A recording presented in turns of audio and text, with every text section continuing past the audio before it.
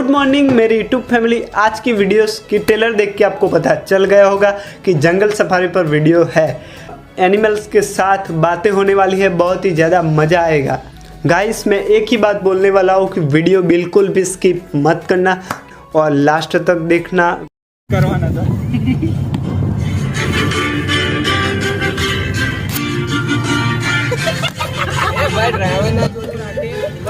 ओहो भाई कोई मजा આવે એવું હોય વાતાવરણ। અમે તો જઈએ ખબર જો સમજી લો અમે જંગલ સફારીમાં જઈએ અને જંગલ સફારીમાં જવા માટે બધા મિત્રો ભેગા થઈને એ રખડવા નીકળી પડ્યા પોતાની ગાડી કરીને। તે હેડો તમારે આવવું હોય તો મસ્ત રૂપાળું બધું જોવરાઈશું, સિંહ ચિત્તા વાઘ જે જોવું હોય। આ તો હું બધાની જંગલમાં જે સિંહ મળે, સિંહ નહીં ઘણી બધી વસ્તુ અને એવી મજા આવે ને મસ્તી કરતાં કરતાં જ જવાનું ભાઈ।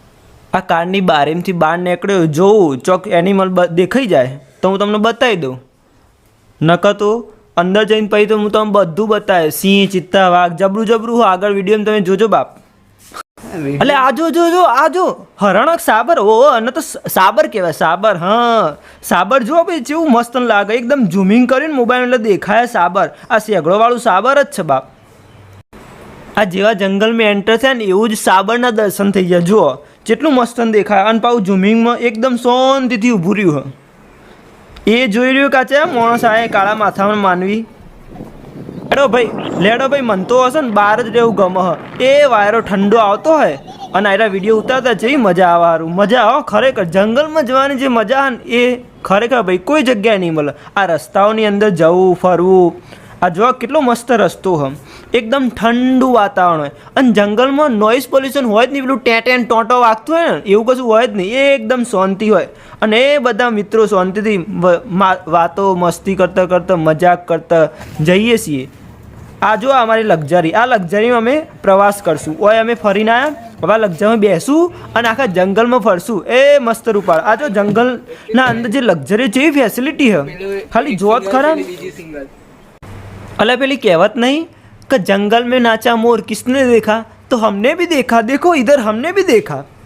એવું હા તો આજે આ જબરજસ્ત થઈ ગયું। જો કે આ મોરની કળા મેં પહેલી વાર જોઈ અને કહેવતનો હકદાર થઈ ગયો। ચમ ખબર એમાં હતું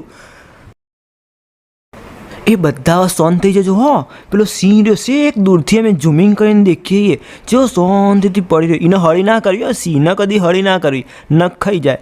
સિંહ એક એવું પ્રાણી છે કે એને જો દી સતાવે નહીં તો દી ઓહણ ના પડે, પણ જો સતાવ્યું તો બાપલા યાદ કરાવી દે। એટલે શાંતિથી જોવા તમે વિડીયોમાં ખરેખર એને જે નજીકથી જોવા ને તમે ખાલી અમે ઝૂમિંગ કરીને જોતા ને તો એમ થઈ જતું ખારું ઓય આવા શું કરશે।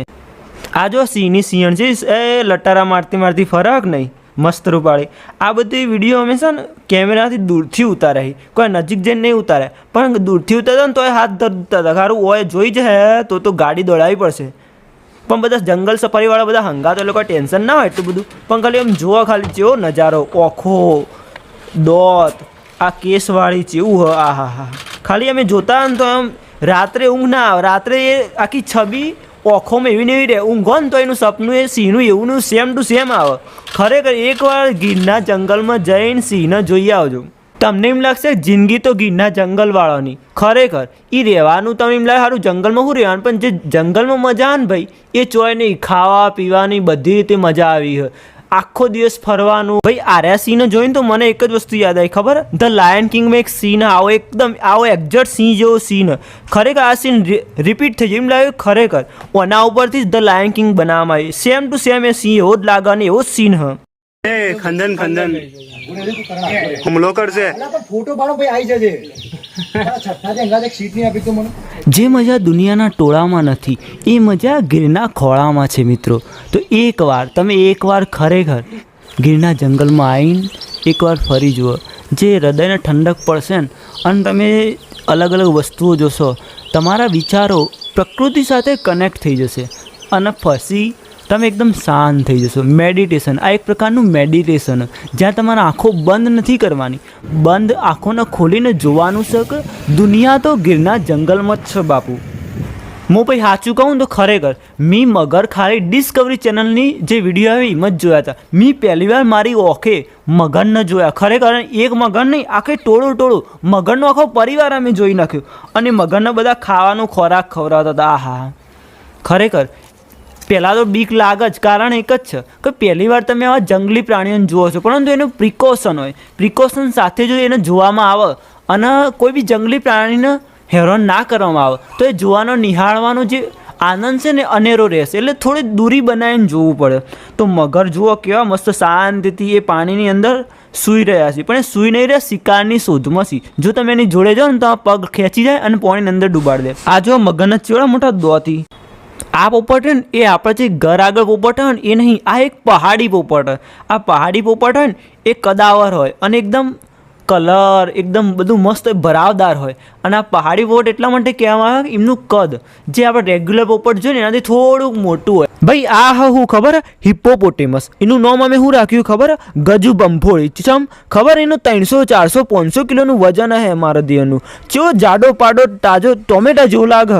પણ તમને ખબર આ એકદમ 100% શુદ્ધ શાકાહારી હોય. એટલે રહ્યો ફળફળાદી જ ખાય, કંદમૂળ, ઘાસ, તળબૂચ, શક્કરટેટી આવું બધું ખાય. આરે કદી માંસાહાર ના કરે.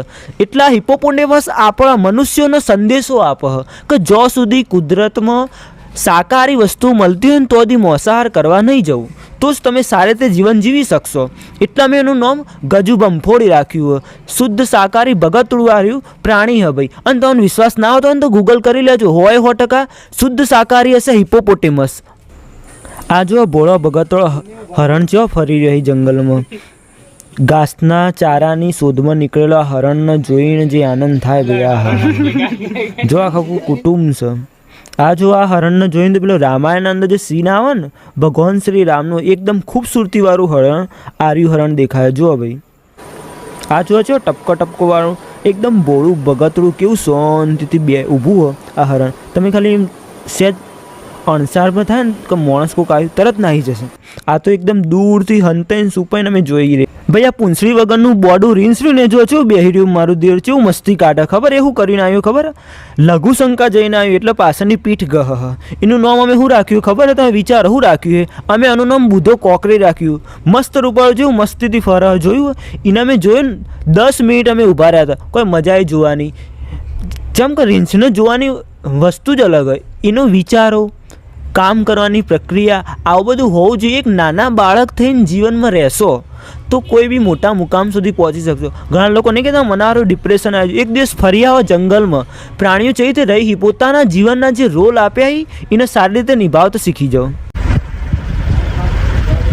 જો 1 2 3 4 5 6 આયરો 7 આખું કુટુંબ બેઠું છે અહીંયા દીપડાનું.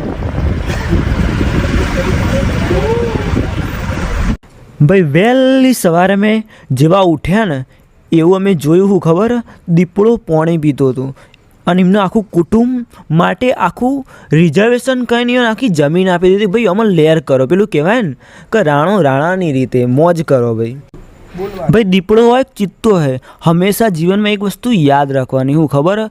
કે એ તમને દેખાઈ જાય ને કોઈ બી જગ્યાએ એનાથી જીમ જલસે જલ જીમ બને એમ એનાથી દૂર જવાની કોશિશ કરવાની. કારણ તમે માનતા હોય કે દીપડોને ચિત્તો હોય તમે ઝાડ ઉપર ચડી, પણ તમે હાલ જોયો ને વિડીયોમાં એ ઝાડ ઉપર પણ રહી શકે, નેચણ પણ રહી શકે.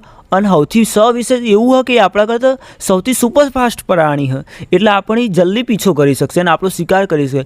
લગભગ ભાગ્યે જ એવું થાય કે જંગલના પ્રાણીઓ તમારો શિકાર કરવા આવી જો સુધી કે તમે એને હેરાન ના કર્યો. પરંતુ જો કાયો બાયો થયો હોય તો આપણે હલવાઈ જઈએ. એના કરતાં એનાથી દૂર રહેવું સારું. હા, જોવું જરૂરી છે દરેકે દરેક વસ્તુ, પરંતુ એક બાઉન્ડ્રી લાઇનથી દૂર રહીને જોવાનું જેથી તમને કોઈ નુકસાન. જોજો આ કેટલા ઊંચા ઝાડ ઉપર આ બેહ્યો ફોન મોય પડી જાય.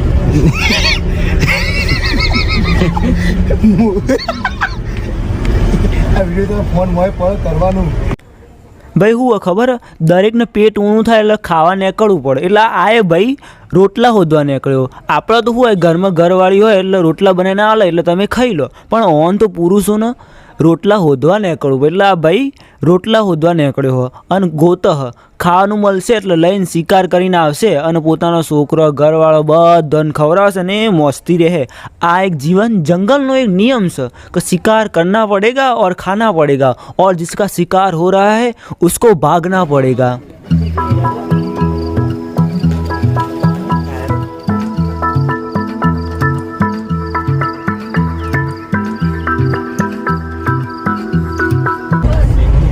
કેવા દીપડાના અંદર દીપડો 2 નંબર કરે આ જો ભાઈ દીપડો બીજો દીપડો પેલા દીપડાને જોઈને ખબર પડી કે હવે પીળા પોપટ પાળવા માંડ્યો એટલે એનાથી દૂર ભાગો એટલે દૂર જવા માંડ્યો પીળા પોપટ જોઈને જો અને પીળા પોપટ પાળવાની પ્રક્રિયા પૂરી થઈ ગઈ હવે આ હેડ્યો ખાવા બધા ભેગા થઈ જો એક આ જો ઝાડ પર શાંતિથી ચડી એક જણ આપણને લાગી ગયો એના માટે નેહોણી હ ભાઈ છેલ્લા વાઘને જોઈ લો ચો લટારા મારા હક નહીં હવે આ વિડીયો પૂરો થાય છે અને તમારો ટોપલો ભરીને કોમેન્ટ કરજો જો તમને આ વિડીયો ગમ્યો હોય અને અમારી ચેનલને સબસ્ક્રાઈબ કરી દેજો અને આ વિડીયો ગમ્યો હોય તો લાઇક શેર અને સબસ્ક્રાઈબ સંપૂર્ણ રીતે કરજો જો આ વાઘ ચેવો શાંતિથી જાય છે ને એ કહેતો જો કે સબસ્ક્રાઈબ કરજો લેવાની ચેનલ હો ને